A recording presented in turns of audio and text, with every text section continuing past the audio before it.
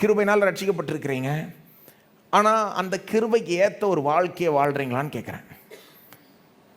உங்கள் நற்கிரியை ஒன்றும் உங்களை குவாலிஃபை பண்ணாது, கடைசியில் தகுதிப்படுத்தாது. ஆனாலும் அதுக்கு ஏற்ற ஒரு வாழ்க்கையை வாழலைன்னா என்ன பண்ணுறீங்கன்னா நீங்களே காலில் உங்களை சுட்டுக்கிற மாதிரி. அது கிருபையை பெற்றுக்கிட்டு பாவத்திலே வாழ்ந்துக்கிட்டா அது எப்படி இருக்குன்னா, நடந்து போக பார்க்குறேன், முன்னேறி போக பார்க்குறேன், ஆனால் காலில் எண்ணெயை அப்பப்போ சுட்டுக்கிட்டா அந்த மாதிரி இருக்குது. அது என்னுடைய ப்ராக்ரஸையே முன்னேற்றத்தையே நான் யாரை பற்றி சொல்கிறேன்னா, அப்படி பாவத்திலேயே வாழ்கிற ஆட்கள், கர்த்தருக்காக வாழாத ஆட்கள், தங்களுடைய விசுவாசத்தை சீரியஸாக எடுத்துக்காத ஆட்கள்.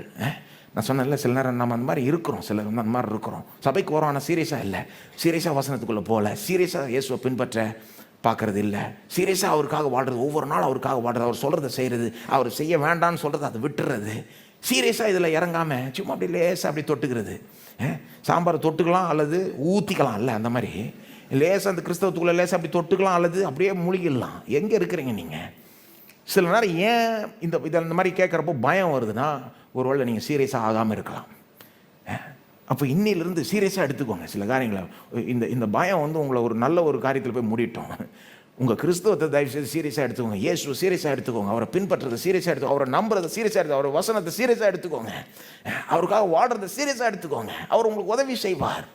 அவரை நம்பி சீரியஸாக எடுத்துக்கிட்டீங்கனாலே நீங்கள் நல்லா இருப்பீங்க, பத்திரமா இருப்பீங்க, பயப்படுறதுக்கு ஒன்றும் இல்லை. பாருங்கள், எப்படி நினச்சிடக்கூடாது. சிலர் வந்து நான் கிருபையை நம்புகிறேன்ட்டு எப்படியும் கடைசியில் நான் பாஸ் ஆகிடுவேன் அப்படின்ற ஒரு எண்ணம் உங்களுக்கு.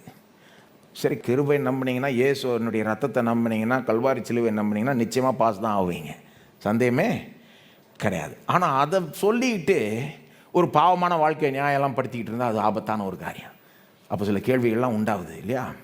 சிலர் பாருங்கள், உண்மை தான், கடைசியில் எப்படி பரலோகம் போய் சேருவாங்கன்னா அப்படியே லேசாக they'll scrape through, just pass ஆவாங்க. 35 பாஸ்னா 35, ஐயோ இன்னும் கொஞ்சம் அவுட் ஆகிட்டு இருப்பாங்க. அந்த மாதிரி சிலர் இருக்கிறாங்க. ஆனால் கர்த்தருடைய கிருபைனால பாஸ் ஆவாங்க, சந்தோஷம். ஆனால் வெறும் 35க்கு எய்ம் பண்ணிங்கன்னா 35 வராமல் போகிறதுக்கும் வாய்ப்பு இருக்குது. என்னங்க, கரெக்டு தானேங்க? 35 ஒருத்தர் எய்ம் பண்ணுறாங்கன்னா எக்ஸாம்பிள் எவ்வளோ முட்டாள் தானே அது. ஏன்னா 35 தான் எய்ம் பண்ணால் 35 வராமல் போயிடலாம். கொஞ்சம் அதிகமாக தான் எய்ம் பண்ணுங்களேன், வேறு விதமான ஒரு வாழ்க்கையை வாழ பாருங்களேன், இல்லையா? அப்போ வந்து கம்ஃபர்டபுளாக பாஸ் ஆகலாம். இல்லைன்னா சிலர் வந்து கொஞ்சம் ஓவர் கான்ஃபிடண்ட்டாக இருக்கிறது, ஆனால் வாழ்க்கையை அப்படியே மாற்றிக்கிறது இல்லை, அப்படியே இருக்கிறது, கேட்டால் கிருபைன்றது. அவர்களுக்கெல்லாம் நான் எச்சரிக்கை கொடுக்க விரும்புகிறேன்.